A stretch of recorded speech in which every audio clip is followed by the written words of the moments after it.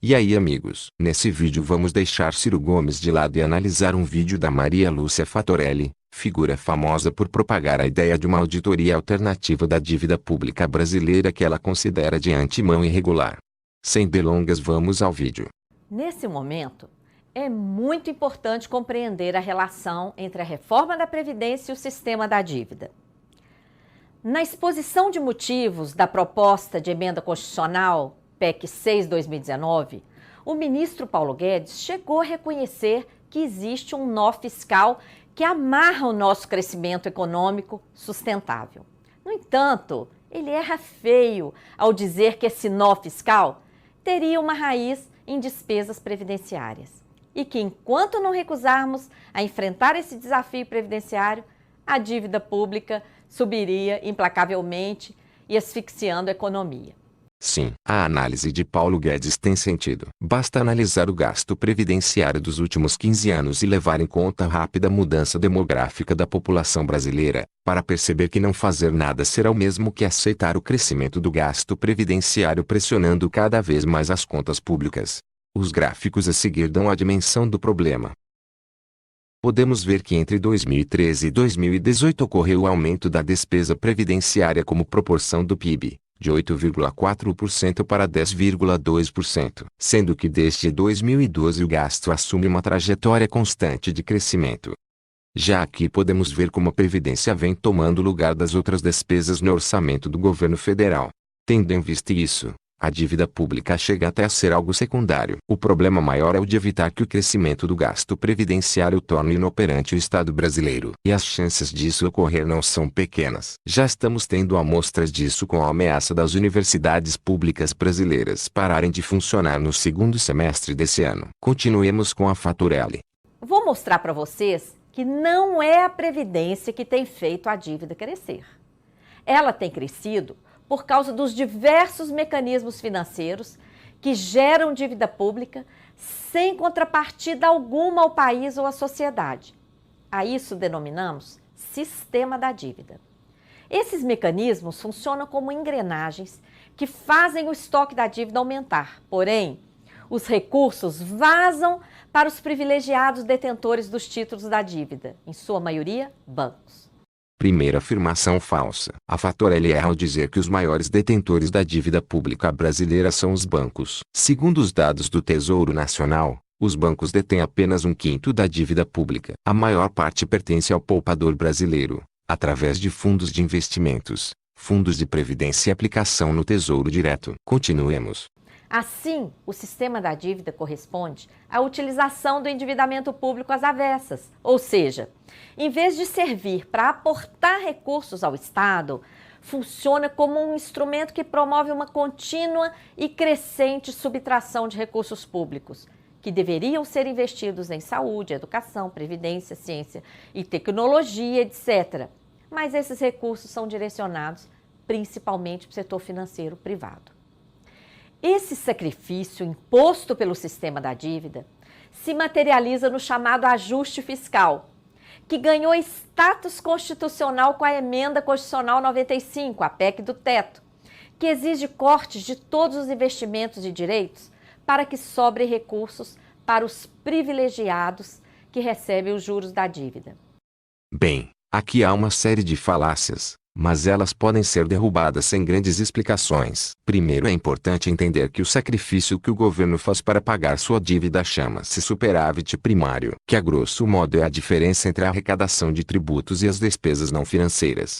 Quando o governo tem superávit, ele consegue pagar sua dívida com recursos próprios. Sem superávit primário, o governo precisa de outras fontes de receita para poder pagar a sua dívida. E é essa exata a situação que o governo federal vivencia já há mais de 5 anos. Desde 2014 o governo federal não sabe o que é superávit primário, como podemos ver no gráfico. Ou seja, desde 2014 o governo não consegue pagar a sua dívida com recursos próprios. Logo, não é correto dizer que está vendo sacrifícios de sua parte para o pagamento da dívida. Pelo contrário, não fosse a disposição dos bancos e dos demais credores da dívida pública de emprestarem recursos, o governo federal não teria como honrar suas despesas básicas como salário de funcionalismo, previdência e manutenção.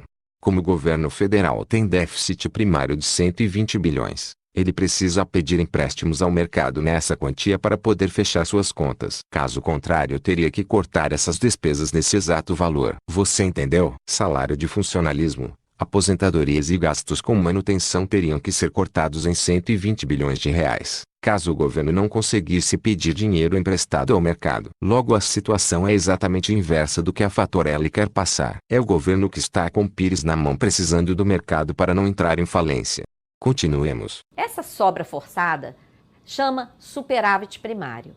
No período de 1995 a 2015, fizemos um superávit primário de mais de R$ 1 trilhão.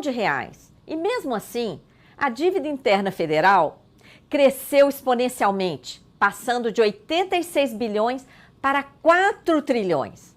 Esse dado escancara o fato de que a dívida tem sido gerada por mecanismos financeiros e não por causa dos gastos sociais, como diz o ministro Guedes.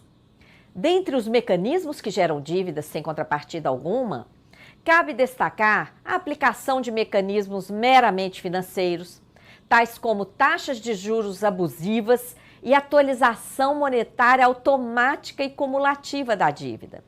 Refinanciamentos que empacotam e transformam dívidas privadas em dívidas públicas, esquemas de salvamento dos bancos, como o Proero, Proes, mecanismos de política monetária insana, como a remuneração da sobra de caixa dos bancos, juros estratosféricos e contratos que garantem a variação de dólar para privilegiados sigilosos, o tal do swap cambial. Uma segunda mentira aqui. A dívida brasileira em 1995 não era de 86 bilhões. Podemos dizer isso, pois segundo dados daquela época a dívida brasileira era em torno de 35% do PIB. Como o PIB brasileiro da época era de 721 bilhões, a dívida estava na verdade em torno dos 250 bilhões. A segunda coisa é que há uma falácia da parte da Fattorelli em citar dados nominais e não como proporção do PIB, que é a análise correta a se fazer.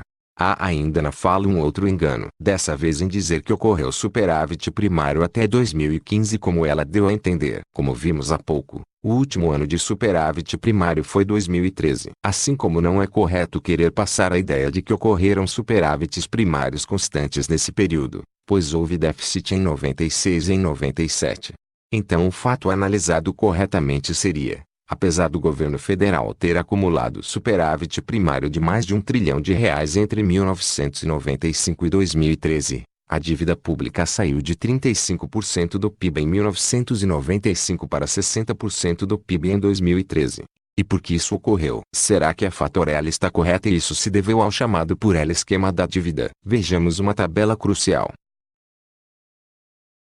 A tabela trata do crescimento da dívida pública entre 1994 e 2001. Importante, pois trata do período de maior crescimento da dívida pública brasileira, em que ela saiu de 37% para 67% do PIB, praticamente dobrando. Como podemos ver, a tabela especifica percentualmente a causa desse enorme crescimento. Vemos que 58% se deveram à arrumação das finanças estaduais, 25% à arrumação do FGTS, dos bancos públicos, bancos privados, entre outras coisas que foram dadas o nome de esqueletos. Ou seja, 83% se deveram a esses dois componentes. E esses dois componentes estão diretamente ligados às irresponsabilidades praticadas por governadores e presidentes com as finanças públicas e com seus bancos públicos nos anos 80 e meados dos anos 90.